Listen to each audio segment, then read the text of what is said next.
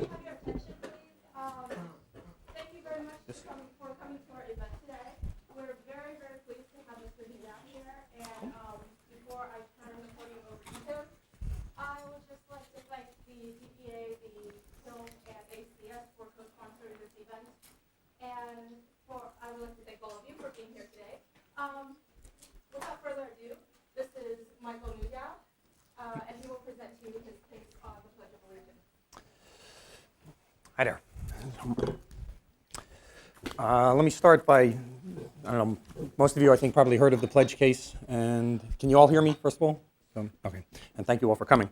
I just want to start with a little note on something that's very dear to my heart, the epicene pronoun.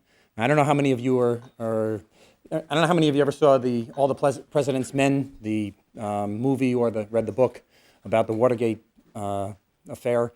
They had this big issue in one of the scenes. They talk about where Woodward and Bernstein, the two reporters, come out and they put something wrong in the newspaper. And Ben Bradley, who's the head of the chief editor of the Washington Post, goes all crazy. And they go through this big idea that you're supposed to check your sources multiple times and you have to be very careful when you're in the news business. I don't know where that came from. Having been the subject of a number of stories, I don't think there's been one that didn't have some major error in it. And so I just would like you to be aware that when you read stuff in the newspaper, you really have to be careful to what you believe, because it's amazing how often things are wrong. One of the things that was wrong was in one of the first stories when the pledge case came out. It was done in the New York Times. It was actually a very nice article, but they had a couple things wrong. And one of the things they had wrong was my drive for epicene pronouns.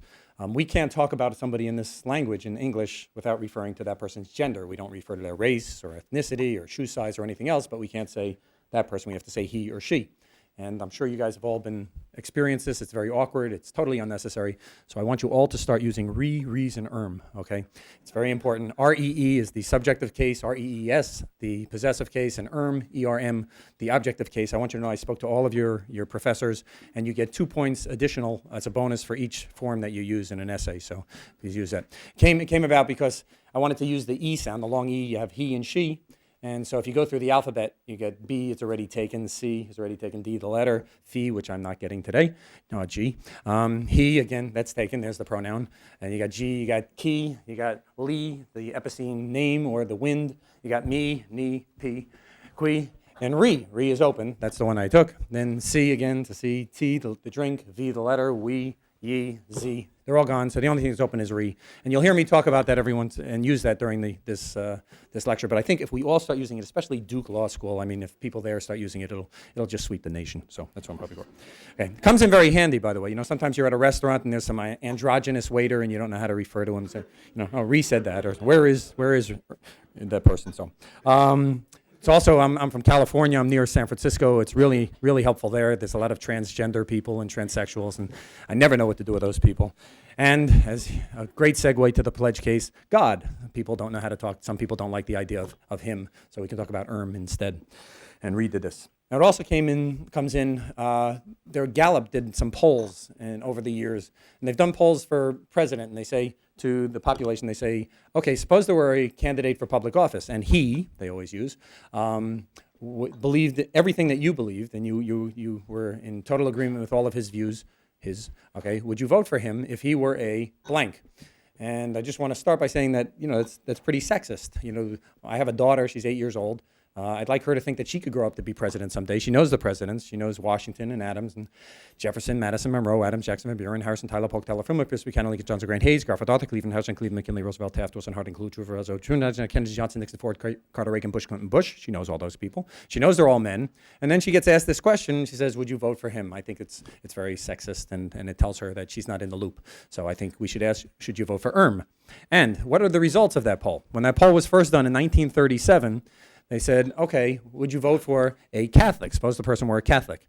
30% of the population said they would not vote for a Catholic just because of that. If that person were a Catholic, that would be enough to keep them from voting for the person.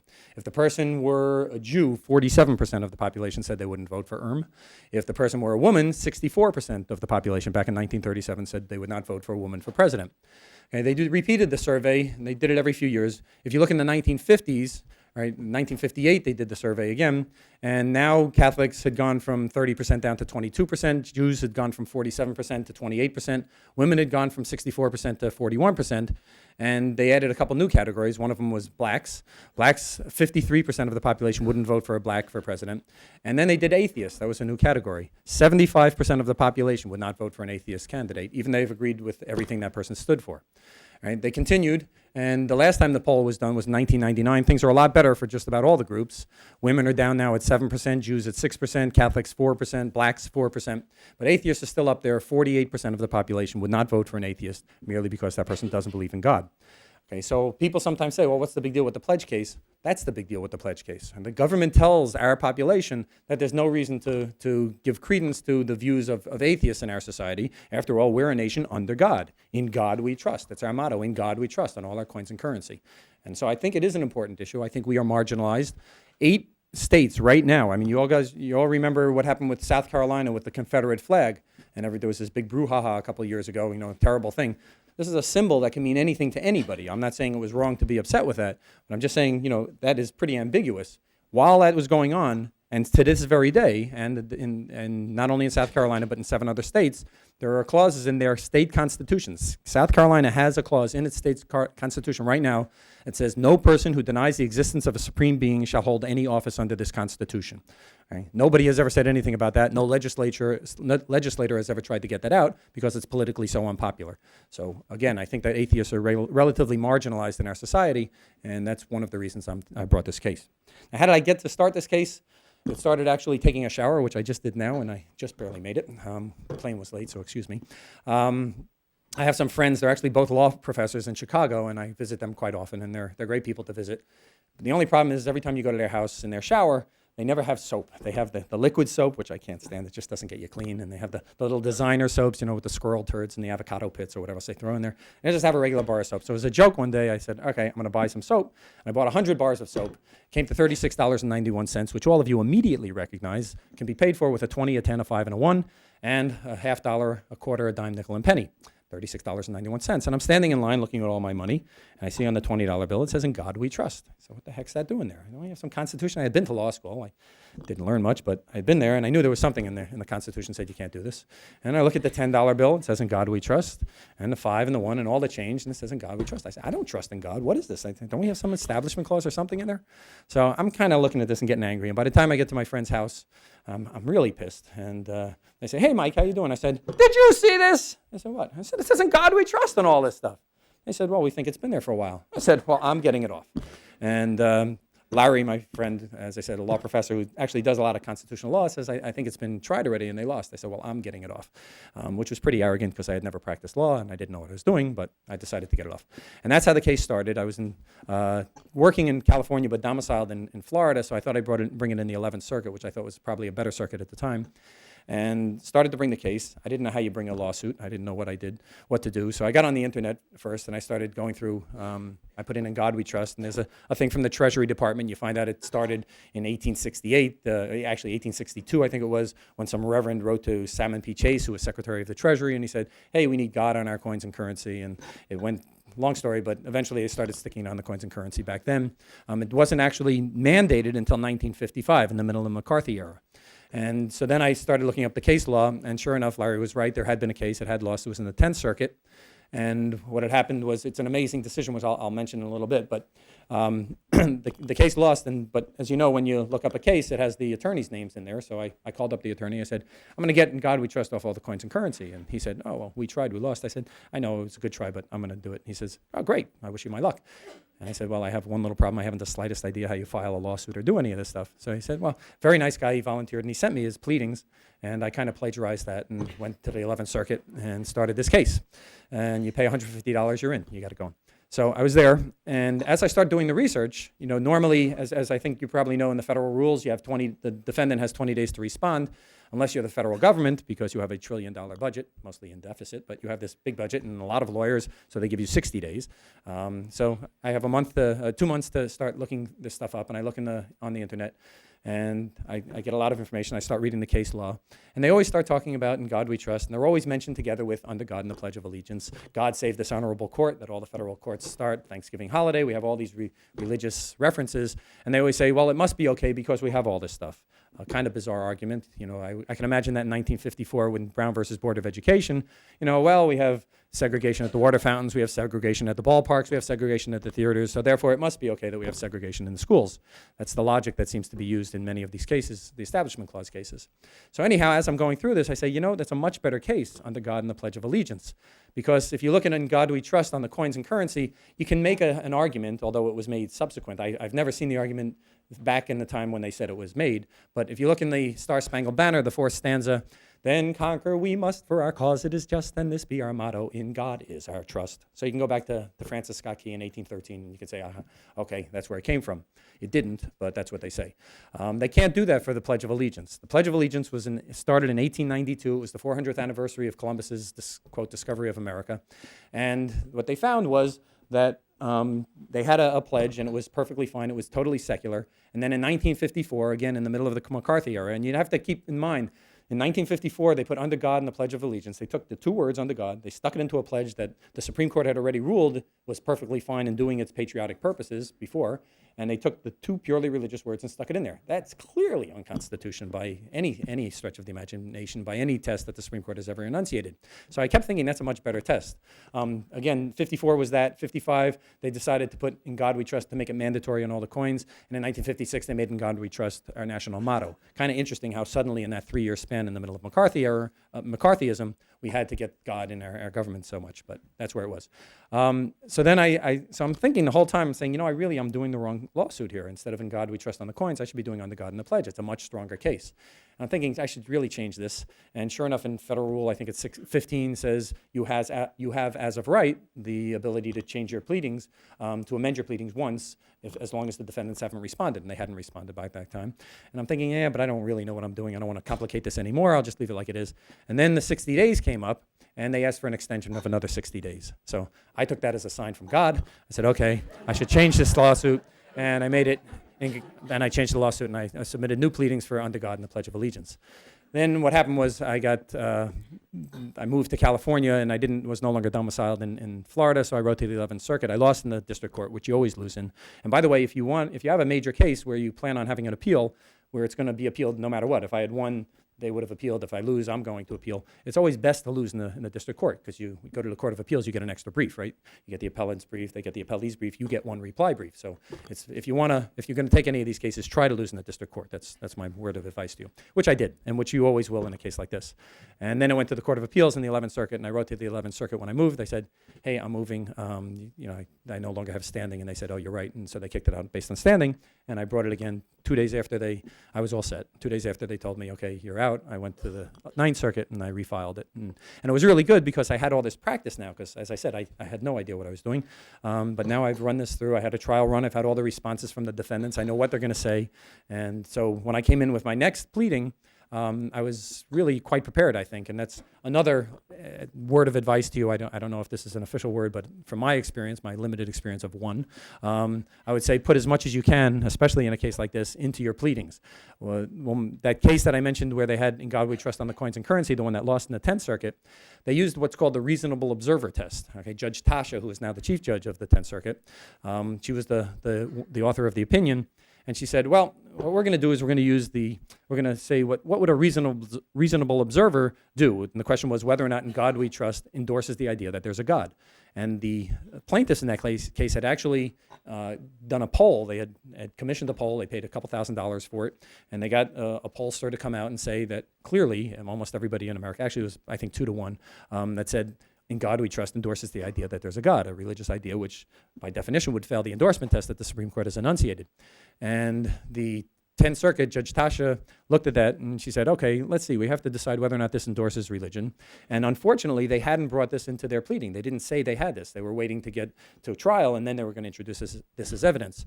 So they didn't bring it in, so that it was not before the court, and they tried to get it in when they got to the Court of Appeals. They said, look, we never had the opportunity to show you that this endorses religion. And instead, Judge Tasha said, well, I'm going to use the reasonable observer test. Let's see, I need a reasonable observer. Oh, I'm a reasonable observer. It doesn't endorse religion. Next case, okay? And that's how the case was decided. And you read it, and it's amazing. That's what they did. And that's what people frequently do when they decide Establishment Clause cases. It's easy to do. And that's what they do, these judges. So anyhow, there I was with the Pledge of Allegiance. And that leads me to my first song. So here it comes. Just 1 second. And I don't know if you can hear. I'll try my best to sing this loud. So you get entertainment and tremendous education with this lecture. So here it goes. Now I want you to know I had this thing in my suitcase the last time I traveled, and the thing here hit my shaving cream, my can of shaving cream, and I had a suitcase full of shaving cream. So if you see me while I'm blowing this go, you'll know what that was about. Okay, so I hope this. Coming up. Okay. How are we doing on time? Oh, plenty.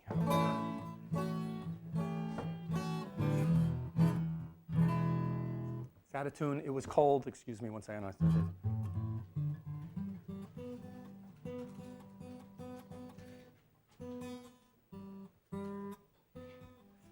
Okay, try it again. A little better. It all began one Sunday in 1954. That old Pledge of Allegiance, it needed something more, though it seemed to be working for 60-something years. The nation had McCarthy, the nation had great fears. The politicians sensed it. Hey, how could they refuse? They had those Pledge of Allegiance, need some old religion blues. It's going out of tune, sorry. They ran it through the Congress. Each colleague gave a nod. Well, damn the Constitution.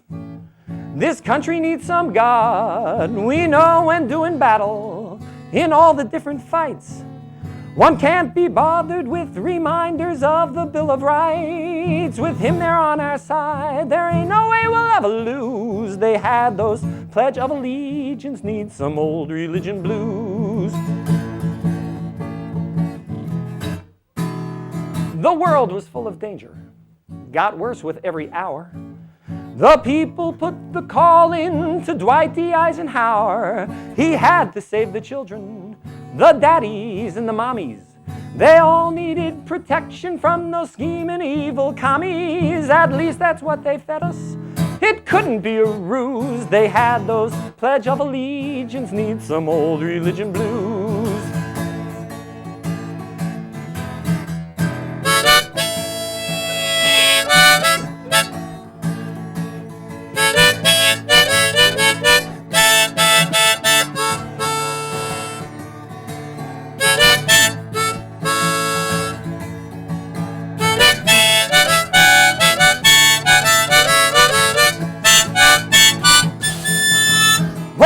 Atheists are coming. That was the common shout. They may think that they're clever, but we know what they're about. Well, we all know quite precisely just exactly what they're doing. We're not about to let them bring this country into ruin. It's bad enough with Catholics, Mormons, and the Jews. They had those Pledge of Allegiance, need some old religion blues. This country, it's the greatest. And never have we faltered. Didn't take so long to get that defective pledge altered. And now that we've done it, with God here on our side, so what if indivisible means that we do divide? It's freedom of religion, as long as God you choose. They had those Pledge of Allegiance, need some old religion blues.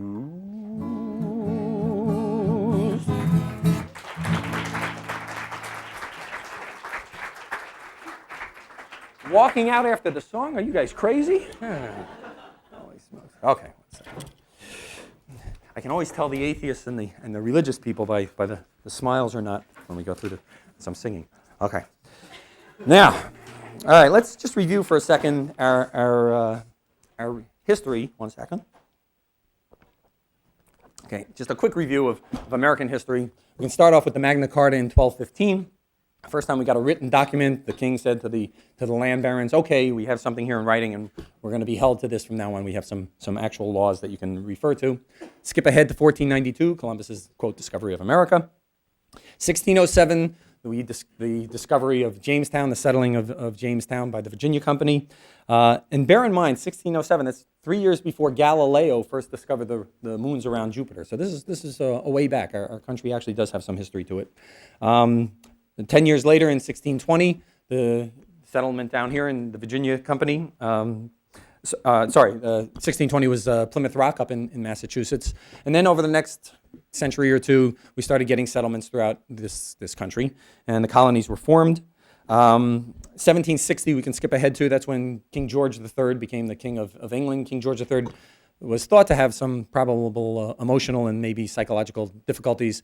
He was in war with France. He needed a lot of money. He had a lot of tax that he could get from the United States colonies, or we weren't the United States, from the colonies at that time, and started taxing us like crazy. We kind of got ticked off. 1774, we formed the First Continental Congress. And I know I always had trouble remembering all these things because you have all the C words. You have the Continental Congress, you have the Constitution, you have the Articles of Confederation, you have the First Congress, you have all these C things. But anyhow, that was the Continental Congress was formed then. 1775, we had Paul Revere's Midnight Ride. Remember, the British were coming from Boston, Lexington, and Concord. The first shot heard around the world. That's how the war got started. 1776, July 4th, the Declaration of Independence. We said, okay, we told the world why we were now going to seek independence from this bad King George III. 1781, we had the Revolutionary War went on for the next bunch of years. And 1781, we got together and we said, okay, we're going to form an Articles of Confederation. This was the first time all the states actually got together and said, we're going to try and at least have some form of a community government here. 1781 was also the Battle of Yorktown with Cornwallis, and that was essentially the end of the war. Those were the Articles of Capitulation. 1782, Benjamin Franklin, John Jay, and John Adams went over to France to try and negotiate a settlement with the English to get a treaty. The Treaty of Paris was signed in 1783. And then over the next 4 years or so, we tried to have this country and see where we could go under these Articles of Confederation. And it wasn't working too well. The Articles of Confederation were kind of a loose-knit set of rules. There wasn't anything except the Congress. There was no way to tax, and as you know, you need money to make something work. And so the country wasn't forming particularly well. We didn't have any money. We were deeply in debt as a result of the war. And so in 1787, a bunch of people, especially James Madison, got together and they said, all right, we need to see if we can change the system that we have. And it was supposed to just be a little bit of tweaking the Articles of Confederation. Madison had something else in mind. He had a regular constitution, which we now have. And so he got together and 55 men went to Philadelphia and they spent 2 months. And I never really appreciated what these people did, but they were really sharp. I mean, they went through all the forms of government that they knew in the world. They looked at all the colonies. They looked at their constitutions. They went through everything. And they really worked out. They debated every day. They were, in closed doors, and they just spent 2 months there whacking out this constitution. And they did. And they came out with what I think is quite a remarkable document. I think most of us would agree with that. So they sent it out for ratification, and they needed 9 states to ratify it. New Hampshire became the 9th state on June 21st, 1788, and we had a government. The first Congress met in early 1789. George Washington was inaugurated in New York in April 30th, 1789. And at that time, part of the deal that when this federal government that we now were forming with the states, the big issue there was states' rights, and they were very afraid that this federal government would gain a lot of power. No reason to fear that, I see now. But anyhow, so they wanted to make sure that we had a Bill of Rights. There was a tacit agreement that there would be a Bill of Rights, and James Madison introduced that on June 8th of 1789. They debated that during the summer of 1789, and they came up with a final version of the first 10 amendments, the Bill of Rights. They sent that out to the colonies, and in 1791, in December 15th, that was ratified, and therefore we had our Bill of Rights and our Constitution at the early forming. Now, it's somewhat important, the timing there, because I'm going to talk about a case quickly, Marsh v. Chambers, that many of you probably know about, 1983 case. And that was the one that says you can have chaplains in Congress. There was a fellow, Ernest Chambers, who just introduced, it must be his son, because I think Ernest was too old. But anyhow, he was just in the news not long ago. He wants to get the NCAA to start paying the athletes in Nebraska. But anyhow, he was, if it's the same one, I don't know if it's him or his father. they decided to, whoever it was, challenged the Nebraska state legislature's practice of opening their sessions with chaplains. And the case went to the Supreme Court, and the Supreme Court said it's okay to do this, as most of you know, which is probably, it's like the worst case for people who are trying to uphold the Establishment Clause. It's a very interesting case. If you read it, it's written by Chief Justice Berger, and there's not a single word in the majority opinion about what the Establishment Clause means. Of course, there couldn't be a single word about what it means, because as soon as you try to enunciate what the Establishment Clause means, you couldn't have chaplains in Congress. So the whole thing is one of the typical judicial methods to get to the conclusion you want to reach. And so they go around, and what he said wasn't a bad argument. He said, look, the same people who came up with the Establishment Clause had chaplains in Congress. Clearly, if they thought they didn't want chaplains, they wouldn't have had them themselves. And he says, and what he does is he looks at two dates. On September 22nd of 1789, what had happened was there was a bill passed to pay the chaplains, and on September 25th, 3 days later, the final version of the Bill of Rights was sent out, including the Establishment Clause. So he says, look, 3 days apart, they clearly had that in mind that you could have chaplains. It's a reasonable argument. It's a little twist of history, though, because it's not quite accurate. In fact, the chaplains were instituted in March and April of 1789 before a Bill of Rights had ever been introduced. There was no such thing as an Establishment Clause at that time. And so we had chaplains that were in Congress for the time up until the 22nd of September when they, quote, approved a bill to pay the chaplains. They didn't approve a bill to pay the chaplains. They approved a bill to pay everybody, the congressman, the sergeant at arms, everybody. The chaplains were also included in it, but it was not a bill to pay the chaplains. And you can think about what we had at the result of the pledge case. You remember 99 senators, okay? The only one who was missing was Jesse Helms, who I think was actually on my side, but he was in the hospital. In any event, 99 senators came out, and they all protested the Pledge of Allegiance decision, okay? It's a very, very politically popular thing to believe in God. That's why they all went through all this stuff, and you heard them all say everything they said. And so I don't think we have any reason to believe that the political will back in 1789 was any different than it's been since throughout our history. Nobody wants to go out on record and saying that we don't like God in our government. That's why we have 8 states right now with constitutions, state constitutions that say that I'm forbidden from holding public office. Yes, they're nullities because of Turcasa v. Watkins, the Supreme Court case that said you can't do that, but they're still sitting there in the constitutions. And I think the same thing probably occurred back then. Nobody was going to go out and say, let's get these chaplains out of here who have been here for 6 months already.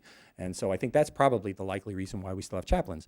In any event, there's always a question of whether or not original intent was the original intent. Did the original founders plan on having whatever they thought was going through their mind to apply for eternity? I don't think that's probably correct. The Supreme Court has on a number of cases said it's not correct, as in Brown versus Board of Education. But nonetheless, they wanted to keep God in their government, and so we got a 6-3 decision that said, okay, we're going to keep chaplains in the Congress. I'm now fighting that case. That's one of, I have 3 Establishment Clause cases going now. That's one, I'm re-challenging that, because since that time, they've come out with some other opinions, the Santa Fe case and the Lee versus Weissman case, which apply to high schools, which is the difference. But they said specifically that you can't have chaplains at governmental events. Clearly, the halls of Congress starting every session is a governmental event, and I don't know what chaplains are doing there. So I'm trying to challenge that. Challenging that also on another ground, which wasn't challenged initially. As a result of the pledge case, we saw, as I said, all the congressmen come out, 99 senators to 0, and 415 congressmen in the House came out, and they all said this was a terrible decision, we want God in our government.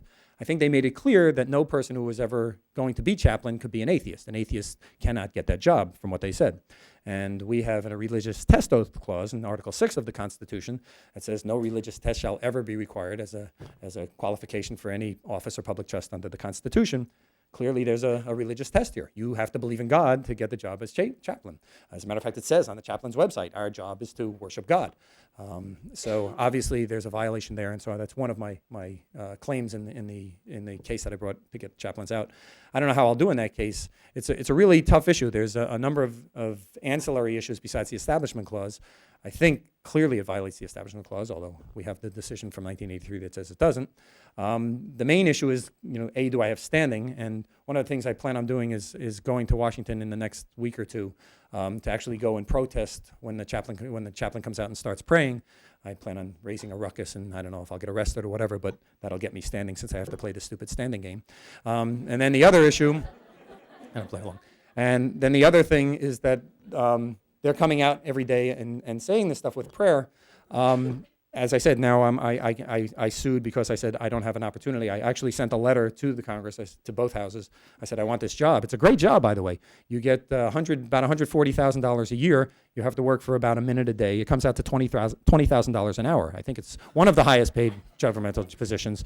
So I'd like that job. I think so. I applied, and so I'm hoping I get standing in that way as well.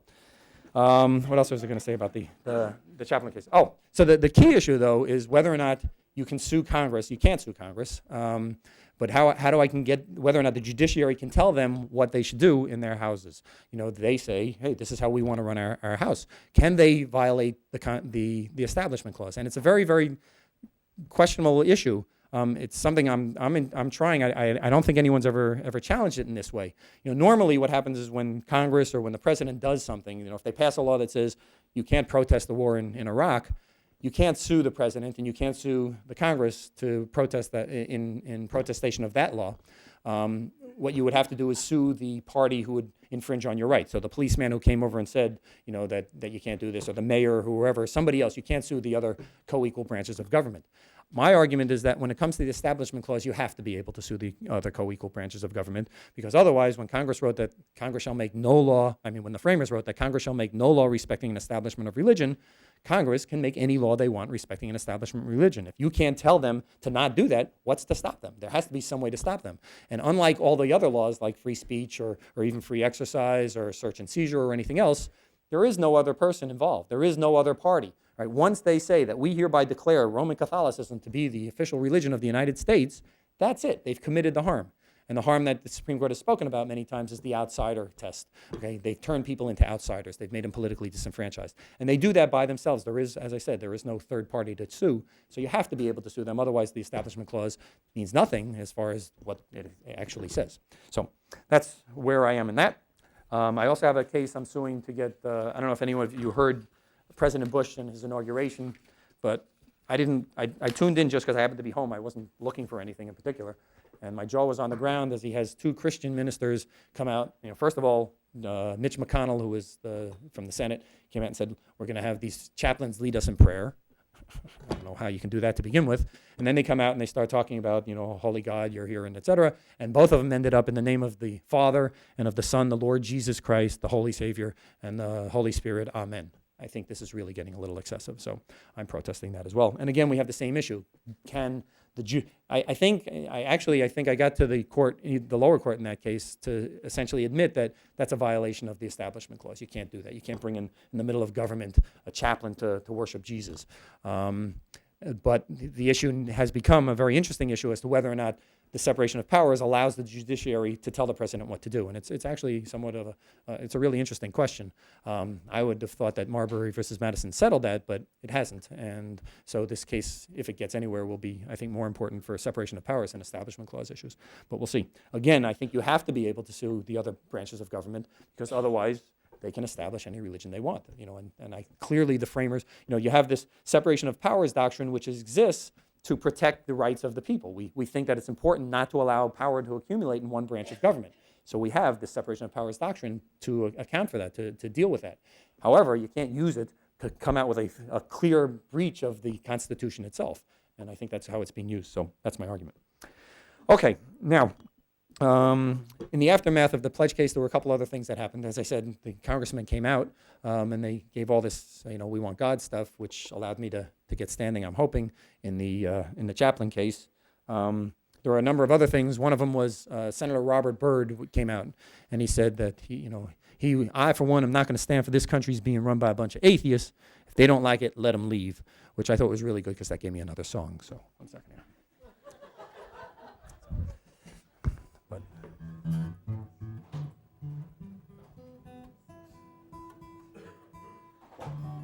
Okay, we'll do my best.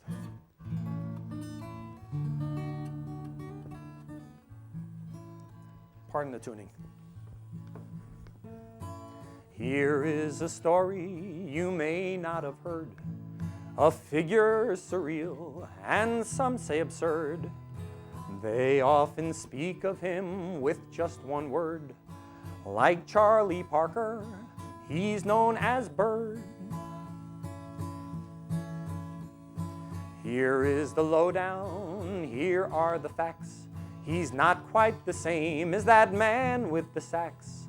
Still he makes music, just follow his tracks. But stay on the side where there are no blacks. He's a senator, represents all of his state.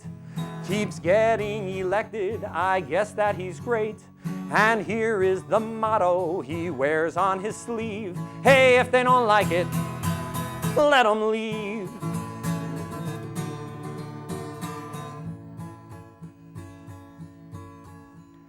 Robert C. Byrd, you will often hear say, let people be free, let each go Henri's way. He is the man for the whole USA. As long as you're Protestant and you're not gay, he's put up with Asians and Mexicans too. And then last December, he asked every Jew to join him for prayer on that fine Christmas Eve. Hey, if they don't like it, let them leave. Sorry about the tuning here. Robert C. Byrd, he's a beacon of light.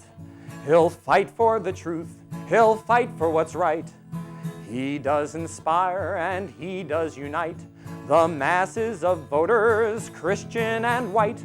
If you're a constituent, you must be proud and beaming with joy want to just shout out loud. And as for the others that all seem to grieve, hey, if they don't like it, let them leave. Come on, if they don't like it, let them leave.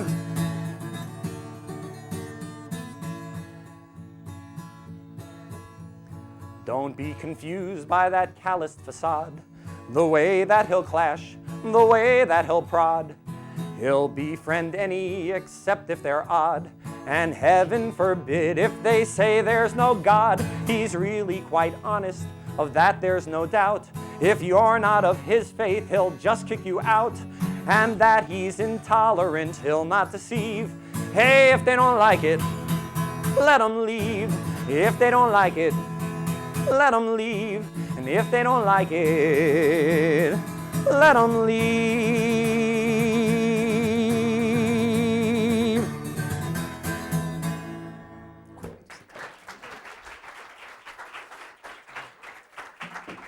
Okay. We'll talk for a couple more minutes here, and then I'll open for questions if people have any questions. Let me see what else I have. Well, a couple things. One of the things is that people asked me in this case, they came up and they said, you know, don't you feel kind of like David and Goliath trying to fight everybody here? And I thought about that for a second. I said, yeah, I feel like Goliath, because the case law is on our side. It's just unbelievable. You know, everything, if you look at the principles behind this, clearly sticking the two words under God in the middle of the nation's pledge violates the Establishment Clause. And as I say, the case law stands up for that. And I'd like to just go through the tests quickly. Probably some of you at least know them. There's the Lemon test that has 3 prongs. It has the purpose prong. Was this law or act enacted for a religious purpose?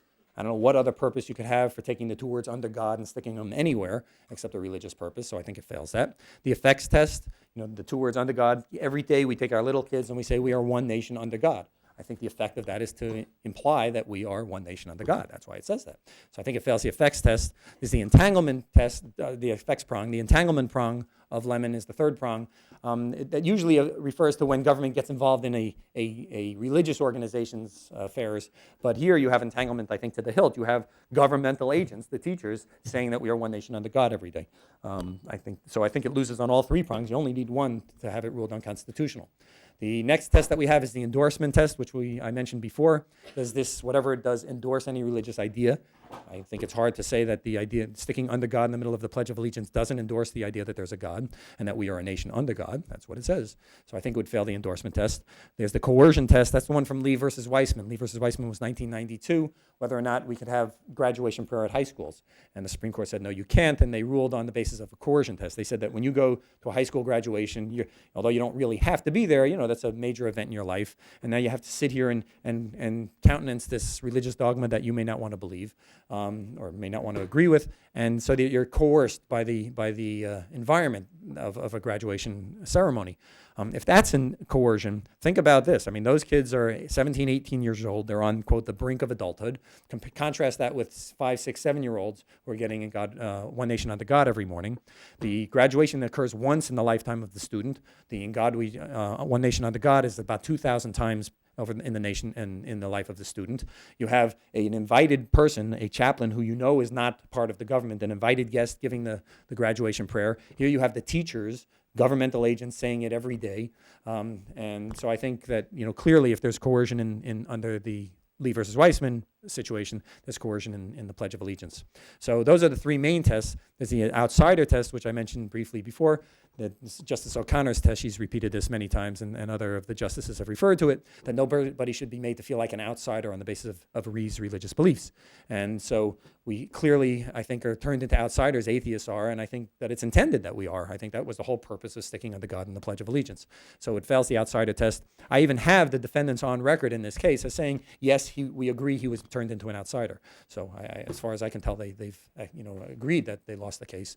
Then there's, what other tests are there? There's the imprimatur test, whether or not it places government's imprimatur on any kind of religious idea, et cetera.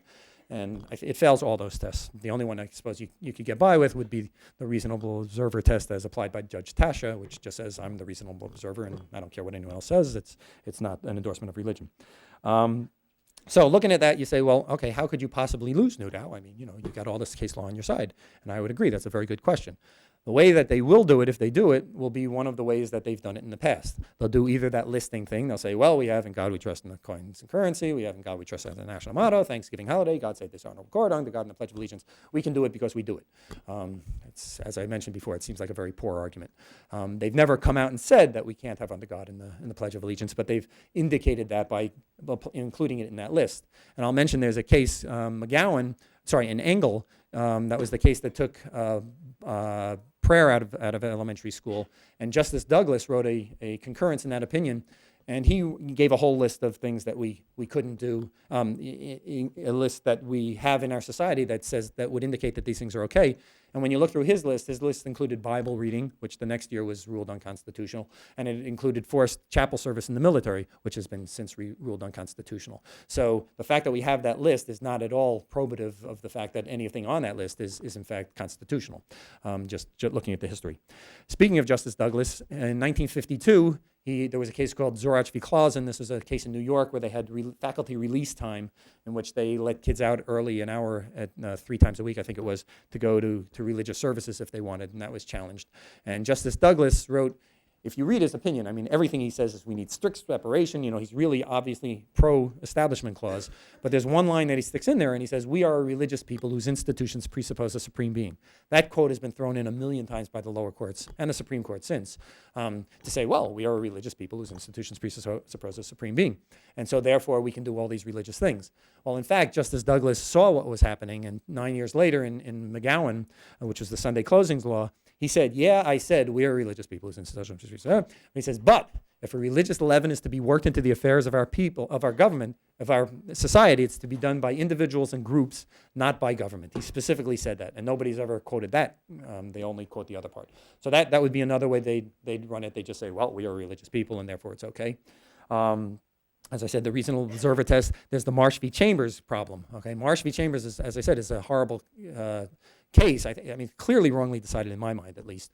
But it's terrible because all the lower courts frequently will use that. In fact, the Supreme Court has used that case too. And they say, well, if we can have legislative chaplains, then we can have anything. Even though Marsh v. Chambers was decided and it's been referred to as a carved out exception to our Establishment Clause jurisprudence, that has been expanded. Everybody says, well, look, if you're going to have chaplains in the middle of Congress, you can have anything.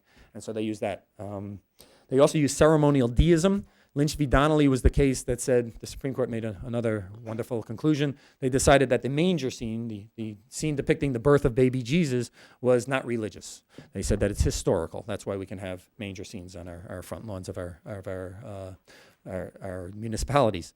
I think that's hard for me to buy. It's interesting that it seems that only Christians happen to have that appreciation of history. I've never seen a Muslim or a Jew or an atheist or a Buddhist want to put a manger scene out on the front lawn, but apparently they just don't have the ability to appreciate history. In response to that decision, Justice Brennan wrote a dissent, and he said, and he characterized it, he said, while I remain uncertain about these things, and he was referring to the pledge and in God we trust and all the other stuff, he says perhaps it can be considered a form of ceremonial deism. And this is how law evolves. You know, some Supreme Court justice writes something, and all of a sudden law professors write their law review articles, and suddenly this stuff takes on a life of its own. Well, that ceremonial deism quote, Justice Brennan footnoted it, and his footnote referred to a book review in which the book reviewer footnoted that he had once gone to a lecture up at Brown University, the Meiklejohn lecture, and Dean Rostow from Yale University had said something. He's not sure what he said. He thinks it might have been ceremonial deism, but whatever it was that he said, it was just in cases where things are so non-controversial, there's no question that this really has nothing to do with religion.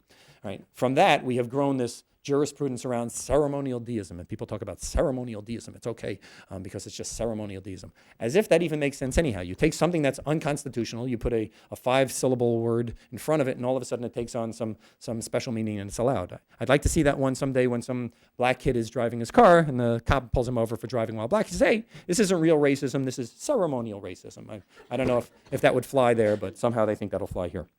And there's a couple other things. As I said, there's the historical tests, et cetera. But basically, that's the way they're going to rule against me if they choose to rule against me. Where the case is now, I won in the Court of Appeals. You get a 3-judge panel. I won in the 3-judge panel. This decision was stayed the following day because of the national uproar that occurred. It was, by the way, it was the Pew Research Foundation keeps track of newsworthy items. It was number 3 for all of 2002, which is mind-boggling. And it shows how much Americans love their God. The sniper case was number 1. The impending war in Iraq was number 2, and the Pledge of Allegiance decision was number 3. So, which is kind of interesting because the dissent, Judge Fernandez in my case, wrote that the reason this thing was wrongly decided by the two other judges is because it's de minimis, it's non-significant. All right? The President of the United States took out time to comment on it. 99 senators stopped what they were doing to go out, but this is de minimis. And that's de minimis to put God into the government, all right? To take it out, which is what these judges did, we get this kind of reaction, and that seems to be de minimis. It seems to be a little wrong. In any event, so right now we're waiting for the Court of Appeals to decide whether or not they're going to rehear it en banc. There was a petition for a rehearing en banc. I replied to that in December 18th, and we're waiting. And the fact that it's gone on this long, they haven't come out and decided it, indicates that somebody's writing something, I think. And I don't know if they're writing a long reason why they're going to rehear it, or the dissent is writing a long reason as why they should have reheard it, but we'll find out. And I expect that'll come in the next couple weeks, but you never know. And that's where we are. Anyone have any questions? I'm open to take them. So, anyone? Yes? Are there cases about the military having chaplains? Because they still have chaplains in the military. They still have. Clearly religious figures, and you don't have to do You don't have to go now. Yeah, the question is on chaplains in the military. I happen to think you should have chaplains in the military. Okay, that's a different situation. When the government infringes on your free exercise right, then they have to provide something to account for that. All right. So in jails, in hospitals, in military, you're stuck out in Iraq, and if you feel like you want to pray to God or do whatever you want, the government has taken you from having the ability to go down the block to your church, so they have to provide that. I think that's appropriate, and I wouldn't contest that in any way. Yes.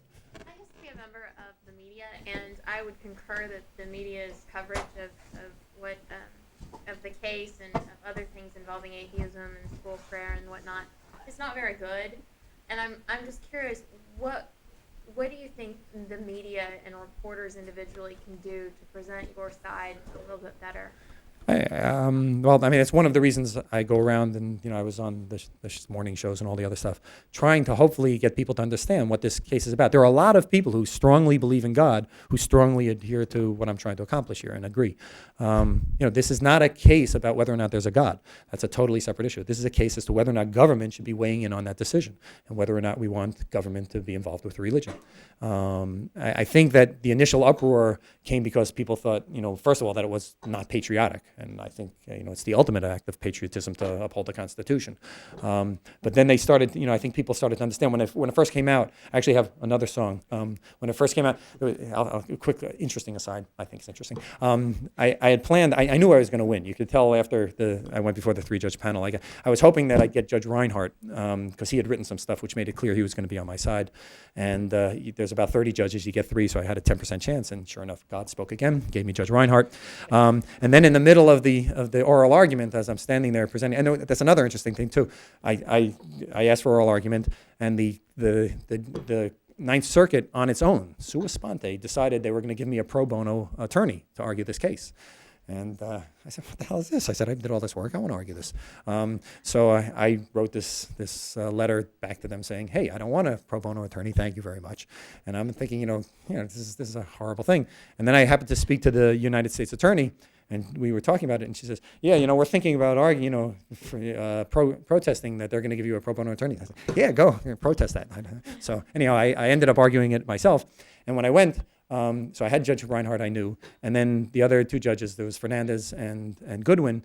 And Judge Goodwin, you go in oral argument, you stand there, you start talking, you give your spiel, and they interrupt whenever they think it's appropriate. And Judge Goodwin was the first one to interrupt. And he says, I remember when they stuck on the God and the Pledge of Allegiance. I couldn't understand how they did that.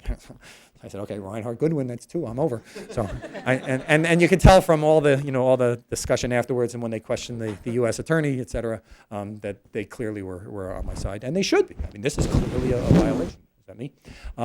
So anyhow, because I knew I was going to win, I have my phone number is not listed under my name. And I knew people would be calling and protesting. So I decided, and a month before the decision came out, I put in an extra phone line listed under my name so people could find me. That way they won't go looking for my real number, and I'll record it. And I had planned on I had a computer program to answer the phone, and it was going to say, hi, this is Mike Newdow. For compliments, press 1. For just questions, press 2. For insults, press 3. And for threats, press 4. And I was going to have this thing. And the software came the day the decision came out, so I didn't get a chance to put that in. But in any event, where I was going with that is I got a lot of vitriol in responses. The first day, the phone didn't stop ringing, that one with my name. And I recorded all their messages. And I have a song, God is on my side. And I intersperse all the like I'll say, of malevolence I've not a wit, and then I say, you piece of, and I have the quote from all this stuff, so I have a whole bunch of rhymes. It's a cool song. Did I answer your question? Probably not, but what can media do? I think if they can just, portray this as what the issue really is, and that's just, upholding the Establishment Clause, which, look around the world. We see people die daily from religious problems. They set fire to buses in India and Pakistan, and, we got Northern Ireland and the Middle East, and, the Hutus and the Tutsis, and, this goes on constantly. The reason we don't have that here, and we did, by the way, we had the Bible riots in Philadelphia in 1844, but the reason we generally don't have it here is because we have an Establishment Clause, and I think it's real important. Otherwise, you get to what we had, that atheists can't, hold public office. Atheists can't testify at trial. So if they just portray it the right way, I think it'll hopefully be helpful. A long-winded answer. Sorry. Yes, sir. I heard that you had done some kind of a debate with one of the major churches in California about the existence of God, and I was just curious how that came about, and how did you experience that? How did you experience these Christians who? Did they invite you? Did you invite them? Yeah, I mean, just because of the notoriety, there was a pastor nearby who called me up one day and said, you want to debate God? I said, well, I've never done that. That's not what this is about. He says, yeah, I know. He said, but would you like to do it? I said, sure, I'll give it a try. And I didn't know it was going to be this thing. It turned into this huge thing. They had 1,500 churches, 250,000 people watching it, which I wish I had known beforehand because I really didn't prepare. And luckily, I got actually just Monday, I got to debate the guy again, and I think I did much better, and he didn't do as well. And he did the same thing he had last time, so I was prepared for what he said. And so there was another debate. I had a very good end for it. His name was Cliff Connectley, and I started off with, ladies and gentlemen. I said, imagine this is a trial. He was talking about the resurrection of Jesus, etc. And I said, imagine this is a trial. I said, Cliff Connectley, a man with far too many consonants in his last name, because his name is the whole thing. And I went on through this whole thing, and I think it went well. We'll see. I don't know what everyone else thought, but it just came about. Okay, they called, and I said, sure. But that's a separate issue from the Establishment Clause for sure. Yes, ma'am.